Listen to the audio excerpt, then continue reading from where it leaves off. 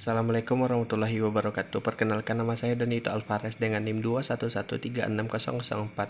Baiklah, saya akan menjelaskan tentang siklus hidrologi. Siklus hidrologi itu sendiri dibagi menjadi atas 5 tahapan. Yang pertama adalah penguapan. Penguapan itu sendiri ada 3, yaitu transpirasi. Transpirasi itu adalah proses penguapan yang terjadi oleh air pada tumbuhan. Dia akan naik ke atas, kemudian menguap. Baiklah, yang kedua itu adalah evaporasi. Istilah lain dari penguapan yang biasa terjadi di danau, sungai, dan juga laut. Terus, yang ketiga itu adalah sublimasi. Sublimasi itu penguapan yang terjadi di kutub es. Tahapan yang kedua itu adalah kondensasi. Kondensasi itu adalah uap air tadi yang sudah naik ke atas akan mengumpul lalu kemudian akan menjadi sebuah awan. Proses yang ketiga adalah respirasi. Respirasi itu sendiri adalah pengendapan. Jika sudah banyak air yang mengumpul, maka akan terjadilah perubahan suhu di atas. Kemudian atmosfer kemudian akan turunlah butir-butiran air yang biasanya disebut hujan. Baiklah, yang keempat adalah limpasan atau runoff. Air yang sudah turun tadi kemudian akan masuk ke dalam permukaan tanah.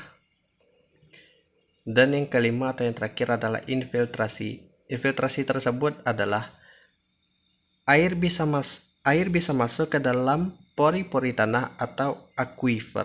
Sekian, terima kasih. Baiklah, di sini saya akan menjelaskan tentang hubungan unsur cuaca dan iklim. Cuaca dan iklim ialah proses fisik yang terjadi di atmosfer dengan waktu yang singkat dan wilayah yang relatif sempit. Sedangkan iklim ialah penyebaran cuaca pada periode yang lama dan wilayah yang luas. Unsur cuaca dan iklim yang pertama adalah radiasi matahari. Radiasi matahari ini unsur yang paling dominan karena matahari menjadi sumber terbesar di muka bumi yang dapat mempengaruhi unsur-unsur yang lainnya. Yang kedua adalah temperatur atau suhu. Temperatur atau suhu udara adalah keadaan panas atau dingin suatu udara yang dipengaruhi oleh ketinggian suatu tempat. Jika semakin tinggi tempat tersebut, maka temperatur atau suhu tersebut akan dingin atau rendah. Baiklah, yang ketiga ialah tekanan udara. Tekanan udara sendiri dipengaruhi oleh temperatur suhu yang tinggi, berarti tekanan tersebut akan menjadi rendah. Baiklah, yang keempat ialah kelembapan udara. Kelembapan udara adalah banyaknya uap air di dalam udara. Yang kelima ialah angin.